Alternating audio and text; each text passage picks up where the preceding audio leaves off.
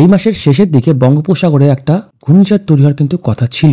আমরা একদিন ধরে দেখছিলাম একটা ঘূর্ণিঝড় কিন্তু তৈরি হওয়ার প্রবল সম্ভাবনা ছিল। এই মুহূর্তে দেখতে পাচ্ছি সেটা কিন্তু অনেকটাই ক্ষীণ, অর্থাৎ ঘূর্ণিঝড় তৈরি কিন্তু নাও হতে পারে। একটা ঘূর্ণাবর্ত তৈরি হচ্ছে, তার জেরে প্রবল নিম্নচাপ হতে পারে আমাদের দক্ষিণ ভারতের দিকে, কিন্তু আপাতত এই মুহূর্তে কোনো রকম ঘূর্ণিঝড় কিন্তু তৈরি হওয়ার সম্ভাবনা আপাতত নেই। তাও আমরা চোখ রাখবো, যদি হাওয়ার কোনো পরিবর্তন হয় সেটা তো অবশ্যই আপনাদেরকে জানাবো, কারণ হাওয়ার ব্যাপার যখন তখন পরিবর্তন হতেই পারে। একটা ঘূর্ণাবর্ত তো তৈরি হচ্ছে এবং এর থেকে কিন্তু পরবর্তীতে ঘূর্ণিঝড় তৈরি হতেও পারে। এখনো পর্যন্ত পুরোপুরি 100% শিওর বলা সম্ভব নয় যে ঘূর্ণিঝড় তৈরি হবে না। ঘূর্ণিঝড় কিন্তু তৈরি হওয়ার চান্স রয়েছে, তো অবশ্যই আমরা এদিকে চোখ রাখবো পরবর্তীতে। তো আসুন দেখে নিই এই মুহূর্তে আমাদের বঙ্গের পরিস্থিতি কেমন রয়েছে। আমরা চলে আসবো উপকূল রাডারে। এই মুহূর্তে রাডারে এসে দেখতে পাচ্ছি আমাদের কিন্তু পশ্চিমবঙ্গ পুরোপুরি পরিষ্কার রয়েছে, কোথাও এক ফোঁটা মেঘ বা বৃষ্টি নেই। এদিকে বাংলাদেশে পরিষ্কার রয়েছে, এদিকে ত্রিপুরা পরিষ্কার, দিয়ে কিন্তু আসামও মোটের উপর পরিষ্কার রয়েছে। কিছুটা মেঘ কিন্তু রয়েছে মেঘালয়ের দিকে, আর কোথাও সেভাবে কিন্তু মেঘ নেই। তো আসুন দেখে নিই বৃষ্টিপাত কোথায় কেমন থাকবে আগামী কয়েকটা দিন। তো অবশ্যই স্কিপ করবেন না, স্কিপ না করে আপডেটটি শেষ পর্যন্ত দেখবেন। দেখুন, বৃষ্টিবজ্র মোড়ে আসলে দেখতে পাচ্ছি এই মুহূর্তে কিন্তু কিছুটা বৃষ্টিপাত দার্জিলিং এ চলছে, খুব সামান্য পরিমাণে বৃষ্টিপাত চলছে।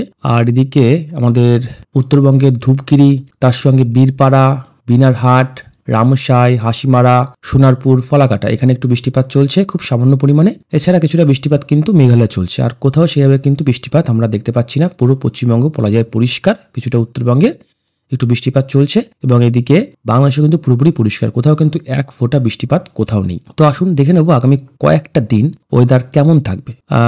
11 তারিখ, 12 তারিখ সবই পরিষ্কার রয়েছে। 13, 14, 15, 16, 17, 18, 19, 20, 21, 22, 23, 24 সবই কিন্তু মোটের ওপর পুরোপুরি বলা যায় পরিষ্কার। এই মুহূর্তে কোথাও কিন্তু বৃষ্টিপাত আগামী কয়েকটা দিনের মধ্যে নেই। যদি এখান থেকে ঘূর্ণাবর্ত থেকে ঘূর্ণিঝড় তৈরি হয় এবং যদি ওই মুখ আমাদের বঙ্গের দিকে থাকে, তাহলে কিন্তু একটা ঘূর্ণিঝড় তৈরি হওয়ার প্রবল সম্ভাবনা রয়েছে। যদি বঙ্গের দিকে অভিমুখ থাকে তাহলে কিন্তু বৃষ্টিপাত হতে পারে। তাছাড়া বলা যায় আগামী কয়েকদিন কিন্তু আবহাওয়া পুরোপুরি পরিষ্কার থাকবে। তো আসুন দেখে নিই এই মুহূর্তে তাপমাত্রা কিন্তু খুবই গুরুত্বপূর্ণ।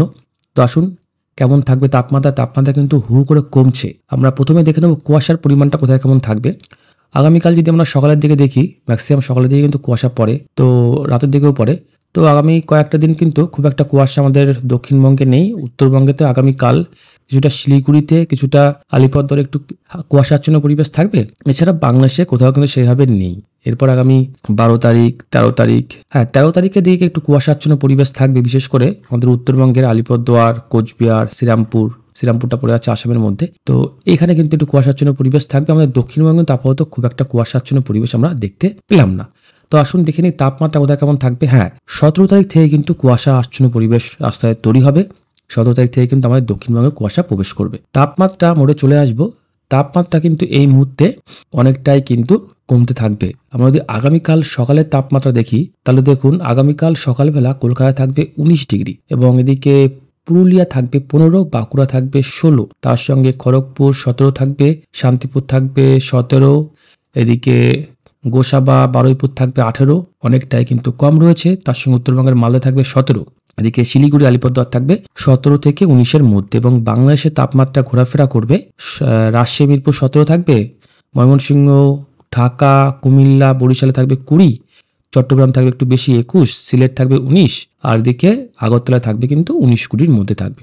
এদিকে আগামীকাল দুপুরবেলা কিন্তু তখন সর্বোচ্চ তাপমাত্রা থাকতে পারে কলকাতায় 29 ডিগ্রি, এদিকে খড়গপুর থাকবে 28, কোলাঘাট থাকবে 27, পুরুলিয়া 26, বাঁকুড়া 27 থাকবে, দুর্গাপুর থাকবে 27, নলাটি সেম 27-এর মধ্যে থাকবে, এদিকে মালদা থাকবে 26, উত্তর দিনাজপুর, দক্ষিণ দিনাজপুর থাকবে 25-26-এর মধ্যে, শিলিগুড়ি থাকবে 26, কোচবিহার থাকবে 27 এবং বাংলাদেশে রাজশাহী, মিরপুর থাকবে 27, ময়মনসিংহ 27, রংপুর থাকবে একটু 26 কম থাকবে, সিলেট 28 থাকবে, কুমিল্লা 28, বরিশালও সেম, চট্টগ্রাম থাকবে 29, 1 ডিগ্রি বেশি থাকবে এবং এদিকে ত্রিপুরার দিকে থাকতে পারে কিন্তু 30-31-এর মধ্যে এবং তাপমাত্রা কিন্তু আস্তে আস্তে আরও কমবে, কারণ উত্তরে হাওয়ার দাপট কিন্তু যথেষ্ট বেড়েছে। তো এই মুহূর্তে কিন্তু তাপমাত্রা হু করে কমবে আগামী কয়েকটা দিন পর, অর্থাৎ এই মাসের শেষের দিকে তাপমাত্রা বলা যায় সর্বোচ্চ তাপমাত্রা কিন্তু 22-20-এর মধ্যে চলে আসবে। তো এই মুহূর্তে এই ছিল আবার আপডেট। যদি আপডেটটা আপনার কাজে লাগে তাহলে অবশ্যই একটা লাইক করে দেবেন এবং এই ধরনের আপডেট সবার আগে দেখার জন্য অবশ্যই চ্যানেলটিকে সাবস্ক্রাইব করে দেবেন।